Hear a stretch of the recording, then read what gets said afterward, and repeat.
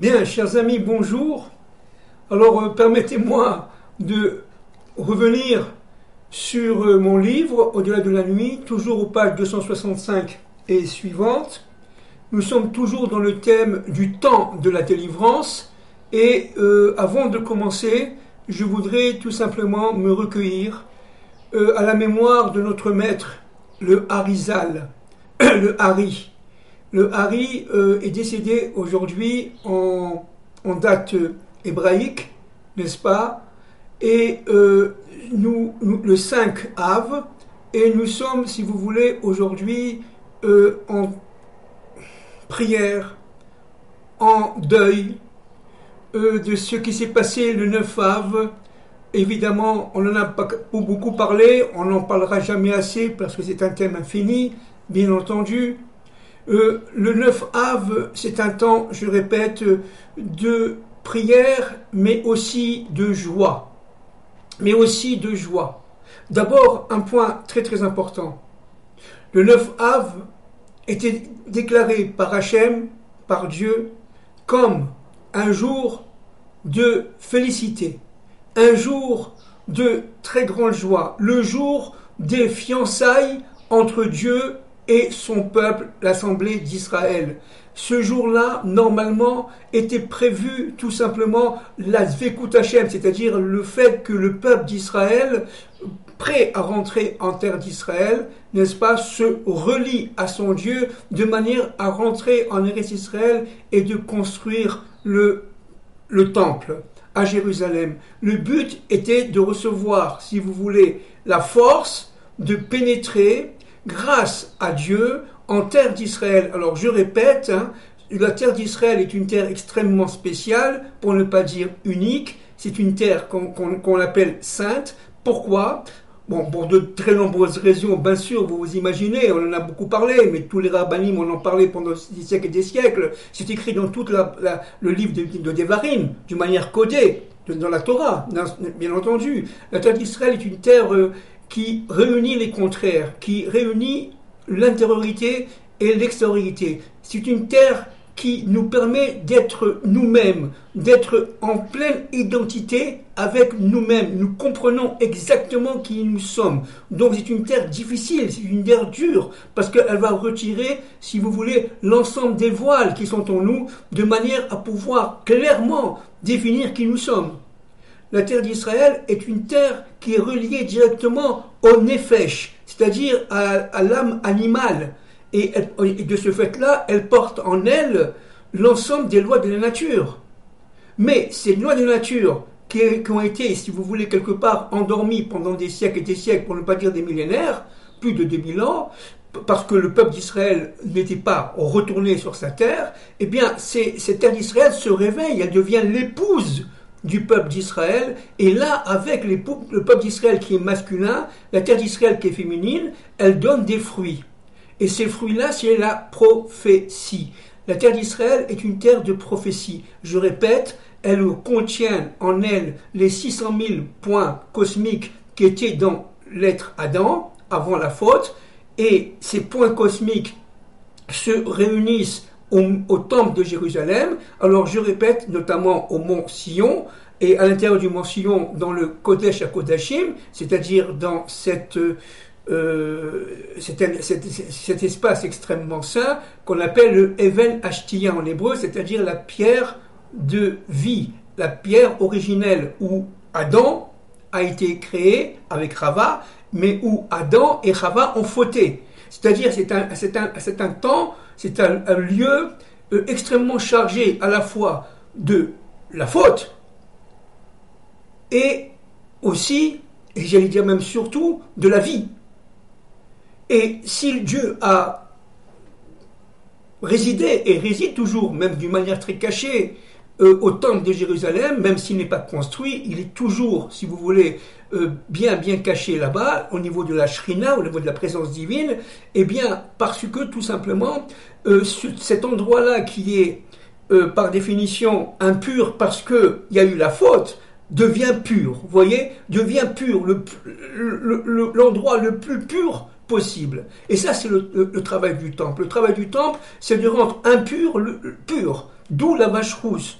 Vous voyez, la vache rousse, notamment la 10e vache rousse au temps du Messie, fils de David, eh bien, sera immolée, et les sangs de la vache rousse, avec de l'eau lustrale et de l'ésope, etc., des plantes, eh bien, vont permettre tout simplement de revenir à la vie, et tout simplement de retirer les impuretés qui sont en nous dues à la mort.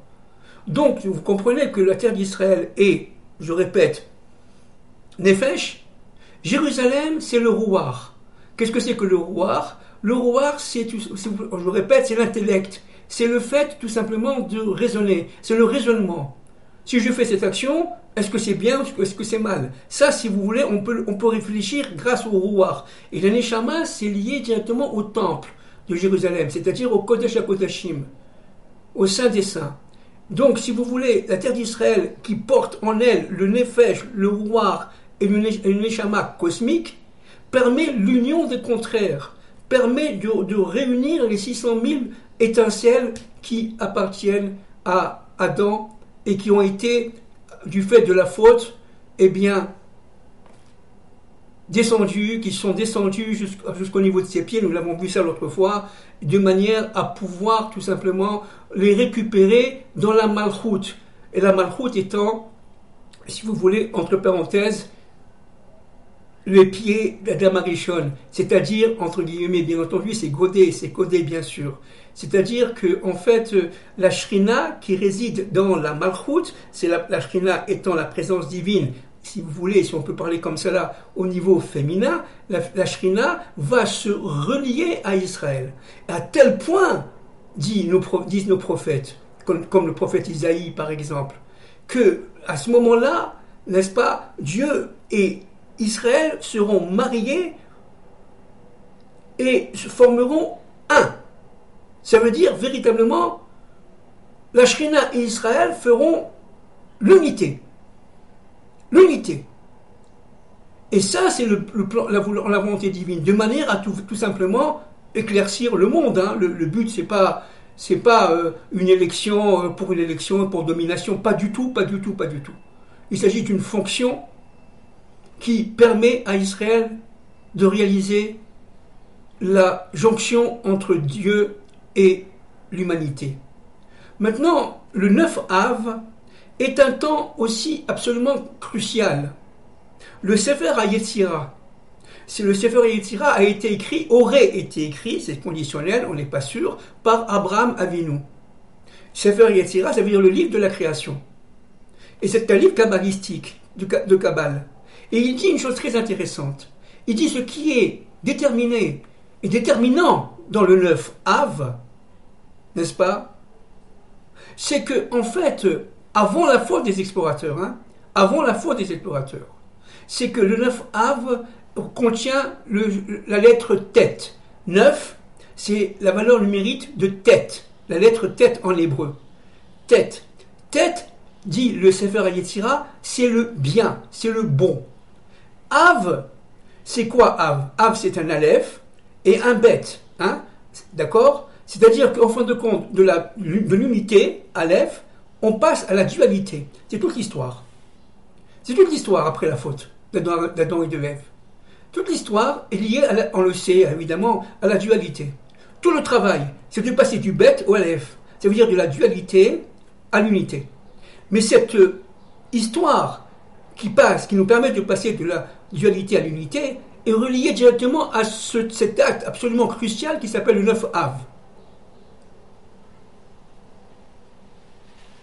Le 9 Av, c'est le bien dans le bien. Vous voyez? Et malheureusement, la faute des Meraglim, quelle a été la faute des Meraglim en un mot? Ça veut dire des explorateurs en français.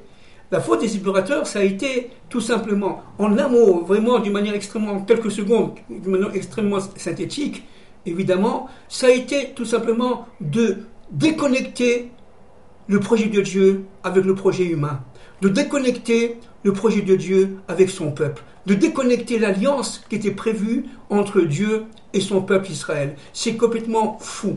C'est une faute immense. Et c'est pour ça que, en fin de compte, la mort a été décrétée, 40 ans de désert, cette génération qui a fauté terriblement n'a pas eu la chance de rentrer en Eretz Israël. Seuls les descendants, à part évidemment Yeshua ben Nun, Caleb ben Yefune, par exemple, ce sont les deux qui ont été fidèles à leur Dieu, qui sont battus contre les explorateurs, parce que les explorateurs, eux, avaient une âme en Égypte. C'était, si vous voulez, de très grands rabbins, de très grands érudits, etc. Mais ils ne voulaient pas cette jonction primordiale, fondamentale, entre Dieu et son peuple, parce que, tout simplement, si cette jonction se fait, eux perdraient leur pouvoir, perdraient leur raison d'être en tant que rabbins. Donc, si vous voulez, c'est très grave ce qui s'est passé. C'est que leur ego a fait en sorte de casser le plan de Dieu, de détruire le plan de Dieu, Chas v'Shalom. Et donc, si vous voulez, ce 9 Av, qui était qui est toujours, d'ailleurs, secrètement, un jour de joie, un jour de très grande fête, où, normalement, sous le dénuptial, aurait dû se rassembler Israël et son Dieu, eh bien, est devenu un jour de deuil. Un jour de grand deuil. Où le premier temple, on l'a déjà dit de nombreuses fois, et tout le monde le sait, le second temple ont été détruits, où la Première Guerre mondiale a été déclenchée, où un temps terrible, la destruction de Béthar par les Romains il y a 1000 et quelques années, 1700 et quelques années, ça s'est passé à ce moment-là. Un peu plus que 1700 ans, près de 2000 ans. D'accord ? C'est-à-dire que véritablement, tout ce qui s'est passé le 9 Av, pour nous, n'est-ce pas, est destructeur, est destructif. Donc on a très peur de cette date-là. Mais secrètement, elle porte en elle la délivrance. Le 9 Av est un temps de délivrance, comme on l'a dit l'autre fois. Pour pouvoir descendre dans les fins fonds de l'obscurité, jusqu'à la faute des Meraglim, eh bien, il faut tout simplement souffrir malheureusement. Et les souffrances, la peur et la désolation sont induits dans le plan de Dieu.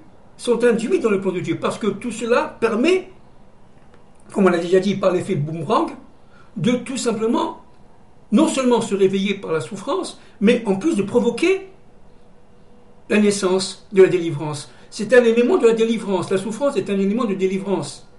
Et donc, dans le Zohar, là je continue, n'est-ce pas, il est dit que pendant ces 40 ans, vous vous rappelez, on en a parlé des 40 ans l'autre fois, des 40 ans de souffrance entre les exilés, le retour des exilés et le Triat HaMetim, la résurrection des morts, eh bien ces 40 ans-là seront normalement un temps de souffrance, de très très grande peur, de pression, de tension. Et tout le monde, dit Rabbi Yehuda, n'est-ce pas, Rabbi Yehuda, dans le Zohar, dit qu'en fin de compte, le retour des exilés sera très difficile. Il ne faut pas croire que ça sera comme ça. D'abord, les nations ne laisseront pas faire, puisqu'il y aura la guerre de Gog et Magog. Et deuxièmement, les intéressés perdront tout. Donc il faudra un travail intérieur incroyable pour pouvoir comprendre. Il n'y aura plus d'avions, si je parle le langage aujourd'hui. Il n'y aura plus de bateaux, il n'y aura plus de trains. Comment ils vont venir ? Donc, si vous voulez, ça va être très, très, très difficile. N'oublions pas que si la guerre du Gog et Magog a lieu, parce qu'encore une fois, nos Rachamim disent que ça dépend des mérites de l'humanité, des mérites d'Israël, etc. Si la guerre du Gog et Magog a lieu, eh bien, le monde sera à feu et à sang.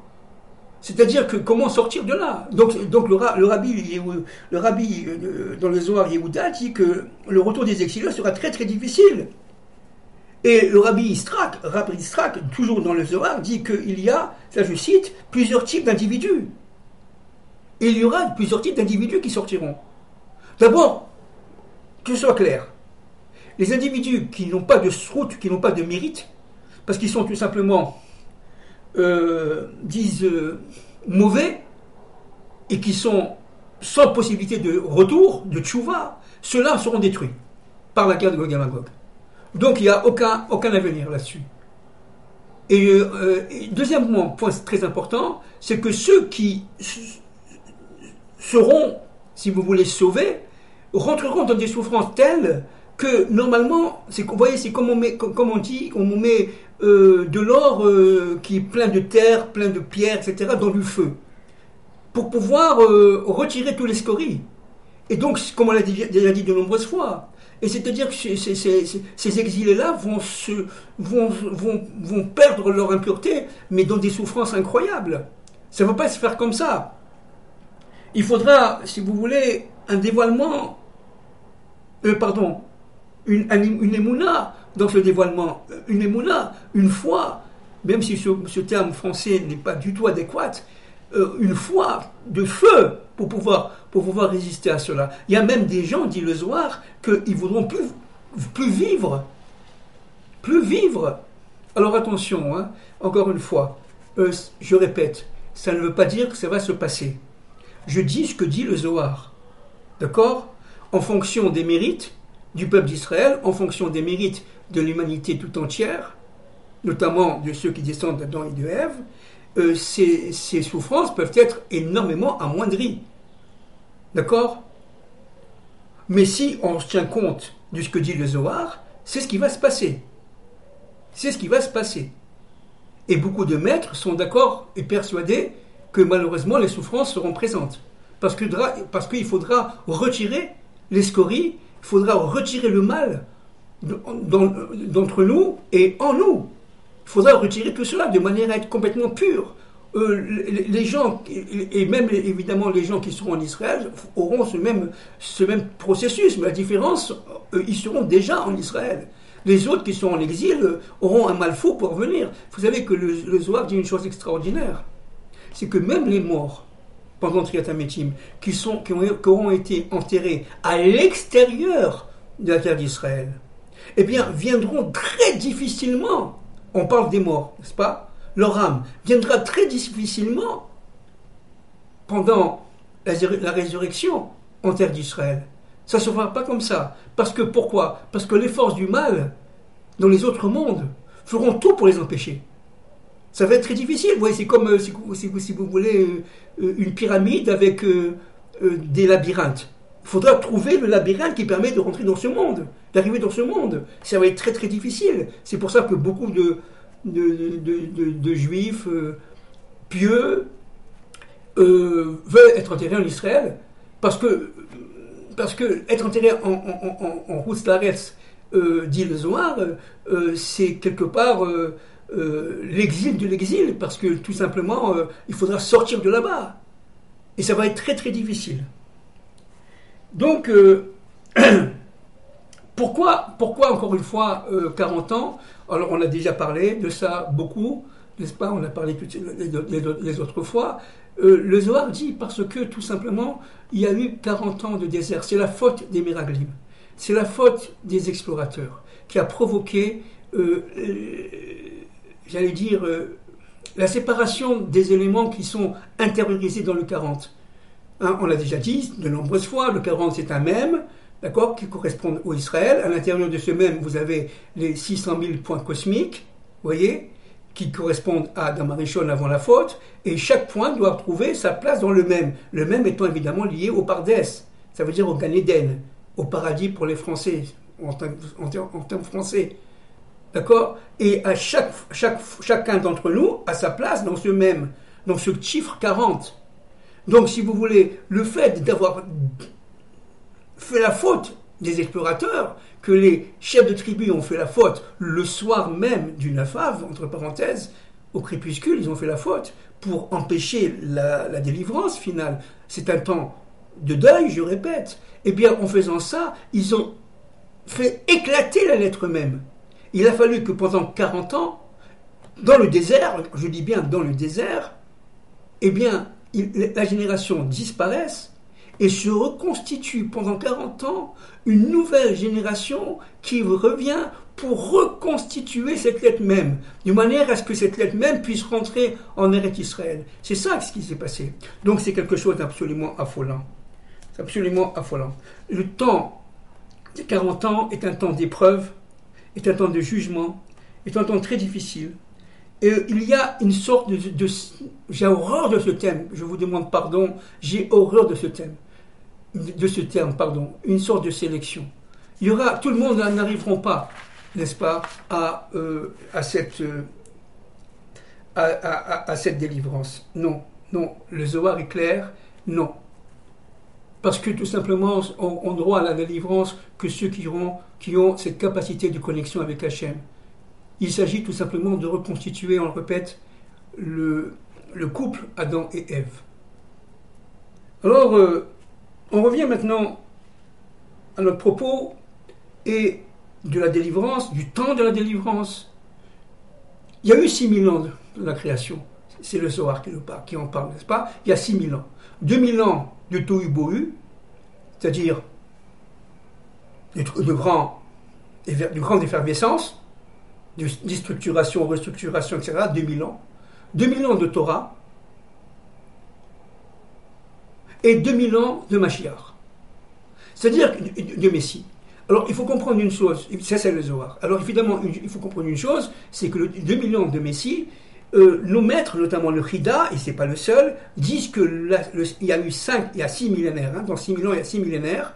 Le 7e millénaire, c'est le Shabbat. On n'en est pas là. Il y a 6 millénaires. Chaque millénaire est un jour pour Dieu. Vous voyez, un jour, c'est 1000 ans pour Dieu. Tout ça, ça vient du Zohar. Chaque jour est 1000 ans pour Dieu. Donc, le 6e jour, c'est le jour de la délivrance finale. C'est le temps de la délivrance finale. Maintenant, il y a un 5e jour, vous voyez, qui est lié, entre parenthèses, au chiffre 5, qui est lié à la lettre E. Ce chiffre-là, disent nos maîtres, notamment le Chida, c'est un millénaire de malédiction, où le Messie ne peut pas venir. L'an 4000, si vous voulez. C'est à partir de l'an 5000 que peut sortir le Messie. Tous nos maîtres sont d'accord, tous les maîtres kabbalistes sont d'accord, le Chida, le Rambam, etc.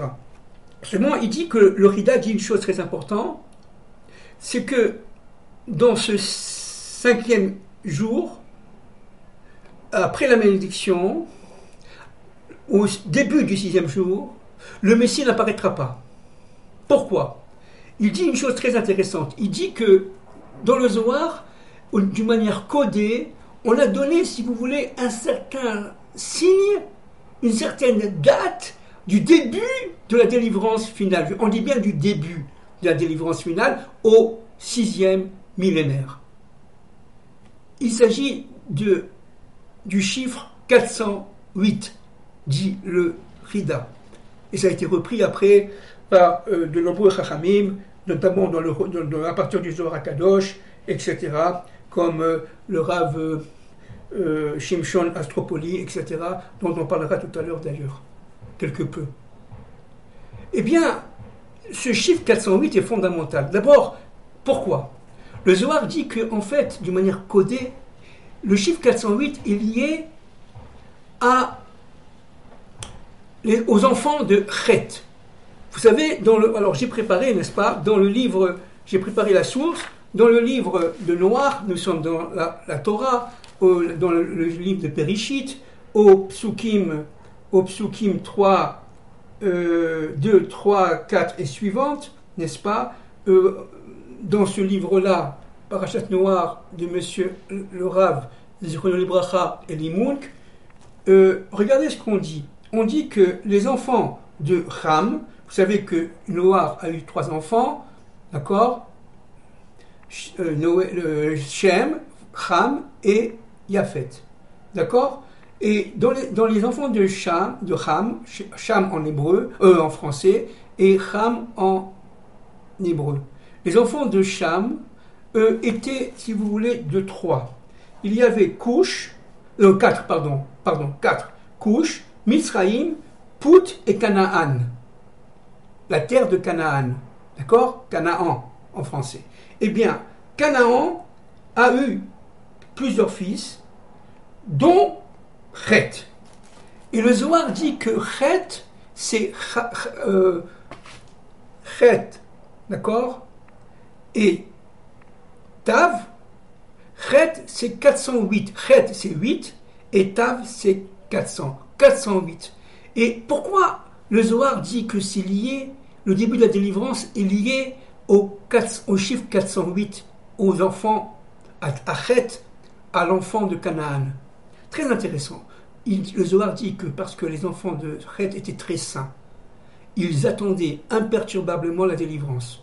Et pour les récompenser, Dieu a pris leur nom et en a fait le début de la délivrance finale. Alors, nos maîtres disent que c'est le début de la délivrance finale, c'est 5408. 5408. Bien. C'est le Zohar qui le dit, etc. D'accord. Il s'agit en fait du début des souffrances de la délivrance finale. Du début des souffrances de la délivrance finale. Alors, mon maître, un de mes maîtres, j'en ai parlé, le Rav Yitzhak Cohen, kabbaliste, pro-kabbaliste, hébraophone, il ne parle pas français, nous avait dit un jour que ce temps de 408, 5408 est une année terrible. Est une année terrible. Il y a à peu près, aujourd'hui, 375 ans. 375 ans. Hein. Aujourd'hui, on est en 5783 et c'est en 5408. Ça fait donc à peu près 375 ans. Il y a 375 ans, en Europe, des Cosaques et des Tartares se sont réunis en une armée de 60 000 personnes, disait notre maître, le Rav Yitzhak Cohen, et ils ont cherché à détruire, de pénétrer en Pologne à l'époque et de tuer tous les Juifs. Et ils sont rentrés, alors ça a été un massacre inimaginable, donc vous voyez, c'est le début des souffrances fondamentales de notre époque moderne. C'est l'année 5408, ils sont rentrés dans une synagogue, par exemple, ils ont rencontré 300 personnes le matin qui faisaient leur prière, des hommes, avec leur tfilin, leur tzitzit, dont le Rav Shimshon Astropoli. Le Rav Shimshon Astropoli, de mémoire bénie, était un très très grand kabbaliste, un très très très grand maître de cette époque-là, et il a été massacré avec les 300 personnes d'un seul coup, et ils ont mis le feu à la synagogue. Vous voyez, et à ce moment-là, disent nos maîtres, à partir du moment où il y a eu cette attaque des Tartares et des Cosaques en Pologne, alors a commencé les souffrances de l'avènement de la délivrance finale. Vous voyez? Et donc, le 6e millénaire est un millénaire de très grande souffrance. Nous n'en parlons pas avec tous les pogroms qui se sont passés, n'est-ce pas, que ce soit en Europe, que ce soit évidemment en Espagne, et la Shoah, n'en parlons pas, n'est-ce pas. Tout cela montre ce qu'on appelle les Chevlé Hamashiach, les souffrances de la sortie du Messie. Vous voyez, donc les souffrances de la sortie du Messie ne sont pas seulement à la fin des temps, à notre époque. Elles ont commencé il y a au moins 400 ans, pour ne pas dire plus, depuis le Guérouche d'Espagne. Mais particulièrement, dit le Zohar, depuis cette année 5408, où de génération en génération, on prie Dieu véritablement, comme auparavant d'ailleurs, mais particulièrement à notre époque moderne, d'amener le Messie, parce qu'on n'en peut plus. On n'en peut plus. Et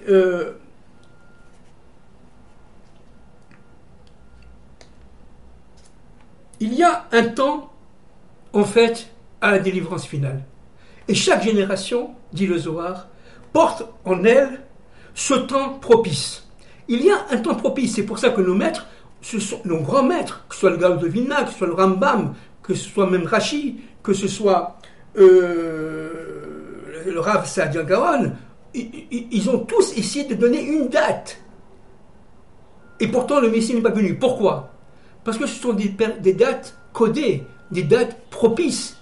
À ce moment-là, le temps était propice à la sortie du Messie. En fait, qu'est-ce qui s'est passé? Il s'est passé que chaque génération qui suit l'autre, celle d'avant, portait en elle la réparation de la faute ou des fautes de la génération passée. Et quand les réparations seront terminées, j'espère, Bezrat Hashem, nous espérons tous à notre époque, alors à partir de ce moment-là, le Messie viendra, la délivrance sera totale. Pour Israël et pour le monde entier, pour l'humanité tout entière. C'est-à-dire qu'en fin de compte, les souffrances sont des réparations. Et c'est pour ça que le Messie ne vient pas, de génération en génération. Parce que la génération a pour fonction d'être présente dans l'autre monde pour réparer, entre guillemets, les fautes de la génération précédente. Et c'est pas moi qui le dis, évidemment, c'est le Zohar.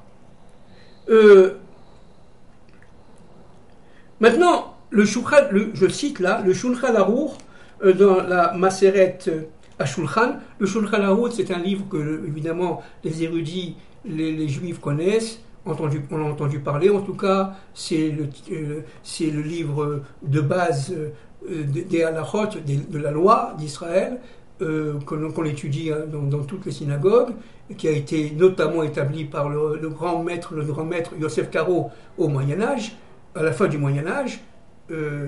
Donc, si vous voulez, le Shulchan Aruch dit dans le livre Maseret HaShulchan que, en fait, pendant ces années propices, les forces, là je cite, les forces d'impureté agissent afin d'aggraver les fautes. Ils vont pousser les générations à faire des fautes, à fauter. L'appât du gain, l'appât de l'argent, le vol, tout ce que vous voulez. Pourquoi ?